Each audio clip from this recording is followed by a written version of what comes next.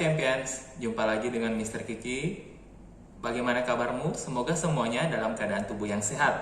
Saat ini kita akan lanjutkan pelajaran tematik kita, yaitu tematik kelas 5. Tema 9, subtema 2. Apabila kalian sudah siap untuk belajar, yuk kita belajar. Muatan PPKN, peristiwa yang mencerminkan persatuan dan kesatuan bangsa.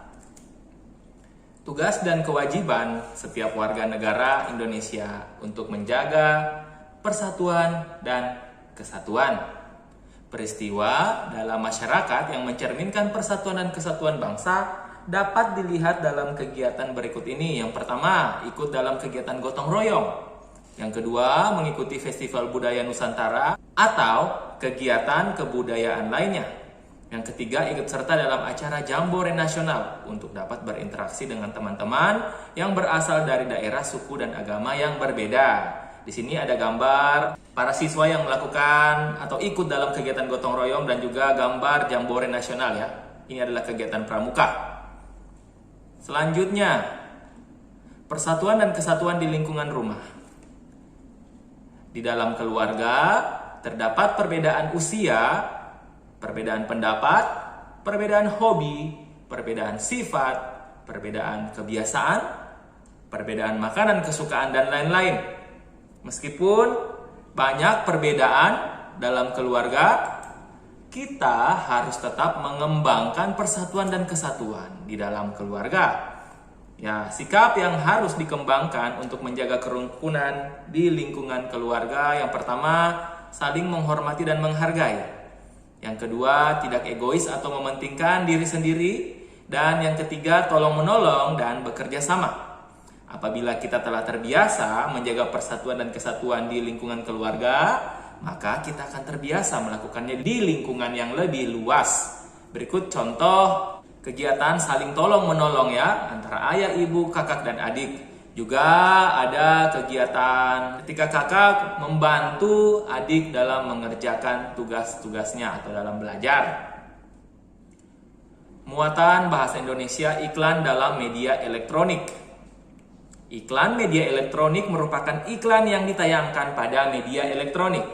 Contoh media elektronik yaitu televisi, radio, internet, dan papan reklame elektronik. Mari kita lihat yang pertama, iklan dengan media televisi atau television advertising. Merupakan iklan yang ditayangkan melalui televisi berupa teks bergerak atau adegan seseorang yang menggunakan produk yang diiklankan. Lalu yang kedua ada iklan dengan media radio atau radio advertising. Merupakan iklan yang ditayangkan di radio berupa rekaman suara atau penyiar radio yang menyampaikan produk yang diiklankan. Nah, ini adalah contoh iklan di media televisi dan juga radionya ya, seperti ini ya. Lalu selanjutnya iklan dengan media internet atau online advertising. Merupakan iklan yang ditayangkan melalui media online seperti website, blog, maupun aplikasi lainnya. Kemudian iklan dengan media papan reklame elektronik. Merupakan iklan yang ditayangkan melalui papan reklame. Berikut contoh gambarnya ya. Yang pertama ada iklan melalui media internet atau online advertising ya. Di sini bisa kalian lihat iklannya. Lalu dua gambar berikutnya adalah iklan pada papan reklame elektronik ya. Biasa kalian lihat di pinggir jalan seperti ini ya. Kemudian ciri-ciri iklan media elektronik. Yang pertama, iklan disampaikan dalam bentuk suara, gambar, dan gerakan. Lalu durasi waktu iklan cukup singkat. Kemudian gaya bahasa mudah dipahami dan persuasif. Persuasif artinya mengajak seseorang agar tertarik dengan produk yang diiklankan. Lalu yang keempat, khusus untuk iklan radio, informasi produk harus jelas.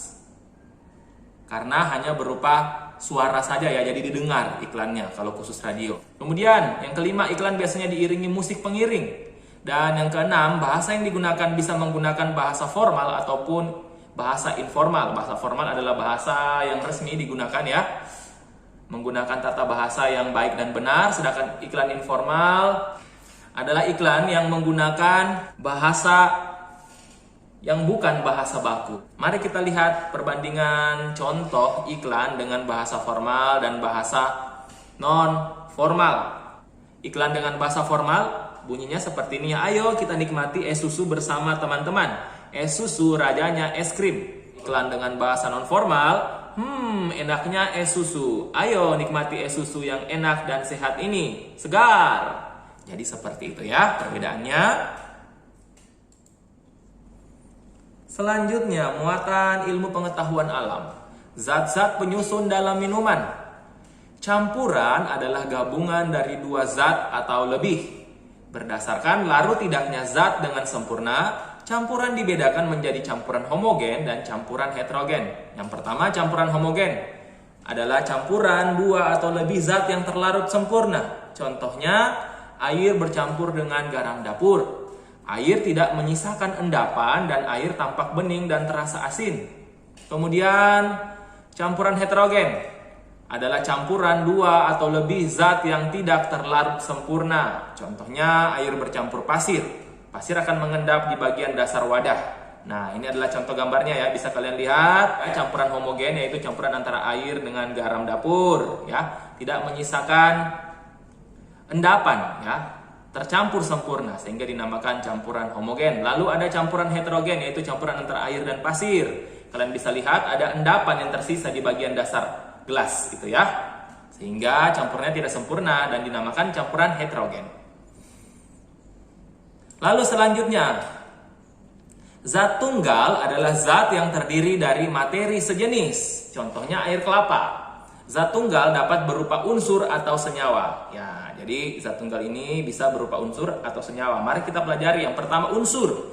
Unsur adalah zat tunggal yang tidak dapat diuraikan menjadi zat-zat lain melalui reaksi kimia. Contoh unsur adalah oksigen. Nah, dimaksudkan di sini adalah diuraikan, artinya dipisah-pisahkan menjadi bagian-bagian yang lebih kecil. Tetapi kalau unsur adalah zat tunggal yang tidak bisa diuraikan ya, atau tidak bisa dipisah-pisahkan menjadi zat yang lebih kecil lagi. Contoh unsur adalah oksigen. Kemudian senyawa. Senyawa adalah zat tunggal yang dapat diuraikan atau dapat dipisah-pisahkan lagi menjadi dua zat atau lebih melalui reaksi kimia. Contoh senyawa adalah air. Air ya dalam lambang kimianya adalah H2O. Bisa diuraikan menjadi gas hidrogen dan gas oksigen. Nah, mari kita lihat contoh gambarnya. Oksigen adalah contoh daripada unsur, ya, zat tunggal jenis unsur. Sedangkan air adalah contoh dari zat tunggal jenis senyawa, karena air bisa diuraikan melalui reaksi kimia sehingga menjadi hidrogen dan oksigen. Selanjutnya, campuran dan contohnya. Ciri-ciri campuran homogen adalah seluruh bagiannya selalu sama, sehingga zat-zat penyusunnya tidak dapat dibedakan. Contoh campuran homogen, misalnya minuman serbuk buah yang berasal dari campuran air dan serbuk buah. Lalu larutan oralit berasal dari campuran air dengan serbuk oralit. Ya, serbuk oralit larut sempurna dalam air. Kemudian alkohol 70% yang berasal dari alkohol murni yang dicampurkan atau yang diencerkan dengan air. Nah, jadi ini termasuk contoh campuran homogen ya. Ada minuman serbuk. Bisa kalian lihat pada gambar. Ada juga oralit yang dicampur dengan air dan juga alkohol 70%. Selanjutnya, campuran heterogen memiliki ciri yaitu satu, zat penyusunnya tidak mengalami interaksi. Kemudian, campuran heterogen tidak memiliki komposisi yang tetap. Ketiga, campuran heterogen akan mengendap jika didiamkan. Dan keempat, bersifat keruh dan tidak tembus cahaya. Nah, itu adalah ciri-ciri daripada campuran heterogen. Selanjutnya, contoh campuran heterogen. Yang pertama, air kopi yang menyisakan ampas di dasar gelas. Kalian bisa lihat pada gambar. Lalu, yang kedua, air dan minyak yang tidak menyatu jika dicampurkan.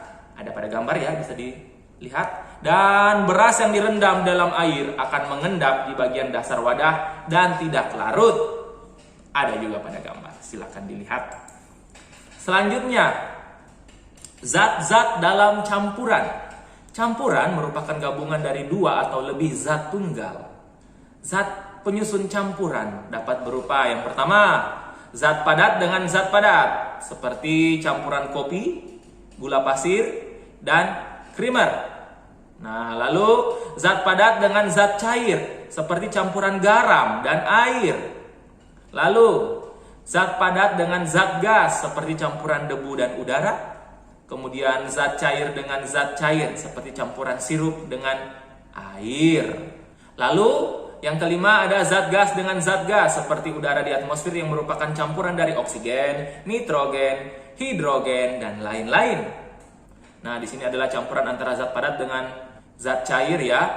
Ada campuran antara air, kopi, gula, dan juga susu. Lalu selanjutnya, ciri-ciri benda yang merupakan campuran adalah sebagai berikut. Yang pertama, terdiri dari 2 atau lebih zat tunggal. Yang kedua, campuran dapat dipisahkan menjadi zat-zat penyusunnya. Dan yang ketiga, perbandingan zat tunggal penyusun campuran tidak tetap. Dan yang keempat, campuran memiliki sifat dari zat-zat tunggal sebagai penyusunnya. Nah, sini ada campuran antara air dan tepung ya, bisa kalian lihat. Oke, jadi seperti itu. Oke, jadi seperti itu ya video pembelajaran kita. Semoga kalian dapat mengerti. Mister Kiki berpesan agar kalian tetap semangat untuk belajar, tetap menjaga kesehatan, dan juga tetap menjaga kebersihan diri dan kebersihan lingkungan. Sampai jumpa pada video-video pembelajaran selanjutnya. Thank you and God bless you. Bye.